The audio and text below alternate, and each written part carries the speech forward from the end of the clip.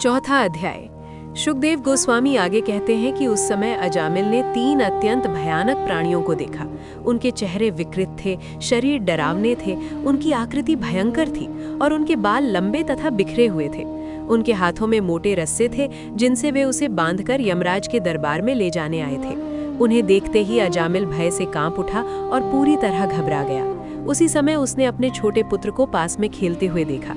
अपने पुत्र के प्रति अत्यधिक मोह के कारण वो जोर जोर से उसे पुकारने लगा। रोते हुए और अत्यंत व्याकुल अवस्था में उसने नारायण नाम का उच्चारण किया।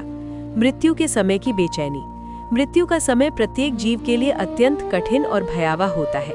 विशेष रूप से जो लोग पापमय जीवन जीते हैं वे उस समय बहुत अधिक भय और चिंता में डूब जाते हैं। वास्तव में आत्मा कभी मरती नहीं, वो केवल एक शरीर को छोड़कर दूसरे शरीर में प्रवेश करती है, लेकिन ये परिवर्तन अत्यंत कष्टदायक होता है। मृत्यु के समय शरीर में इतनी तीव्र पीड़ा होती है कि जीव के लिए उस शरीर में टिके रहना कठिन हो जाता है। कई बार ये पीड़ा इतनी असहनीय हो जाती है कि व्यक्ति आत्महत्या तक कर बैठता है। परंतु शास्त्रों के अनुसार आत्महत्या भी एक गंभीर पाप है और इससे कष्ट समाप्त नहीं होते बल्कि और बढ़ जाते हैं। अजामिल ने जब उन भयानक यमदूतों को देखा तो वो डर के मारे कांप उठा। वे यमदूत उसे उसके शरीर से बाहर खींच कर ले जाने वाले थे। ऐसे भयानक दृश्य को देखकर कोई भी व्यक्ति चिल्ला उठेगा और अजामिल भी वैसा ही भयभीत हो गया। विष्णु दूतों का आगमन। लेकिन उसी समय एक अद्भुत घटना हुई। जैसे ही अजामिल ने नारायण नाम का उच्चारण किया, तुरंत भगवान के दूत विष्णु दूत वहां प्रकट हो गए।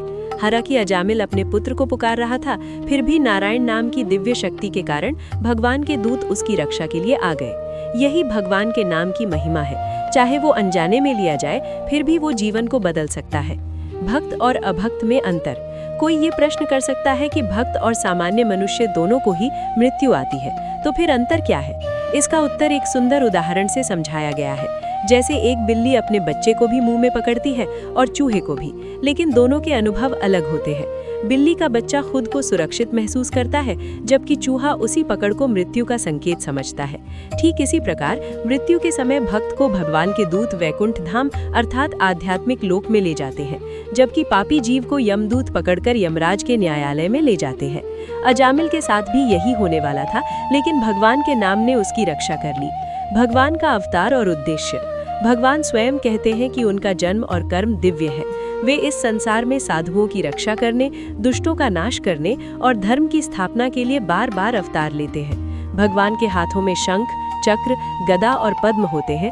ये उनके विभिन्न कार्यों के प्रतीक हैं। वे अपने भक्तों की रक्षा करते हैं और अधर्म का नाश करते हैं। इसी प्रकार भगवान के सच्चे भक्त भी इस संसार में एक विशेष उद्देश्य से आते हैं, लोगों को धर्म और भक्ति का मार्ग दिखाने के लिए। उनके जन्म और मृत्यु यानी आविर्भाव और तिरोभाव दोनों ही शुभ माने जाते हैं और उनके अवसर पर उत्सव मनाया जाता है।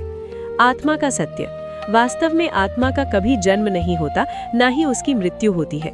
ये केवल शरीर बदलती है। लेकिन नास्तिक लोग इस सत्य को नहीं समझते और भगवान के अस्तित्व पर भी संदेह करते हैं। शास्त्रों में ऐसे लोगों को अज्ञानी कहा गया है, क्योंकि वे सत्य को जाने बिना ही अपने आप को विद्वान समझते हैं। भगवान के चिंतन से मुक्ति। अजामिल का जीवन पापमय था, लेकिन अंत समय में उसने नारायण नाम का उच्चारण किया, जिससे उसे मुक्ति का मार्ग मिल गया। इससे ये सिद्ध होता है कि भगवान का नाम अत्यंत शक्तिशाली है। इतिहास में कई उदाहरण हैं, जैसे गोपियां प्रेम से भगवान का चिंतन करती थीं, जबकि कंस और शिशुपाल जैसे दुष्ट भय और क्रोध से भगवान को याद करते थे। फिर भी लगातार भगवान का स्मरण करने के कारण अंततः उन्हें भी मुक्ति प्राप्त हुई। हालांकि सर्वोत्तम मार्ग ये है कि हम प्रेम और श्रद्धा से भगवान का स्मरण करें, क्योंकि वही सच्ची भक्ति है। ब्रह्म ज्योति और उससे आगे। कुछ लोग भगवान के निराकार रूप में ब्रह्म ज्योति में लीन होना चाहते हैं, लेकिन वो स्थायी स्थिति नहीं है। वहाँ आनंद और विविधता का अभाव होता है, इसलिए जीवात्मा फिर से भौतिक संसार में आ सकती है। लेकिन भगवान के सच्चे भक्त इस प्रकार की मुक्ति नहीं चाहते। वे केवल भगवान की प्रेममयी सेवा करना चाहते हैं। भगवान की कृपा से वे वैकुंठ धाम या गोलोक वृंदावन पहुँचते हैं, जहाँ जन्म, मृत्यु, बुढ़ापा और बीमारी नहीं होती। निष्कर्ष। इस अध्याय का सार ये है कि आत्मा अमर है, न उसका जन्म होता है न मृत्यु। लेकिन हमारा अगला जीवन इस बात पर निर्भर करता है कि हम मृत्यु के समय क्या सोचते हैं। इसलिए जीवन का सही उपयोग यही है कि हम अभी से भगवान का स्मरण करें, उनके नाम का जप करें और अपने मन को शुद्ध बनाएं। अजामिल की कथा हमें ये सिखाती है कि भगवान का नाम इतना शक्तिशाली है कि वो सबसे बड़े पापी को भी बचा सकता है। इसलिए यदि हम सचेत होकर भक्ति करें तो हमारा जीवन और अंत दोनों दिव्य और सफल बन सकते हैं।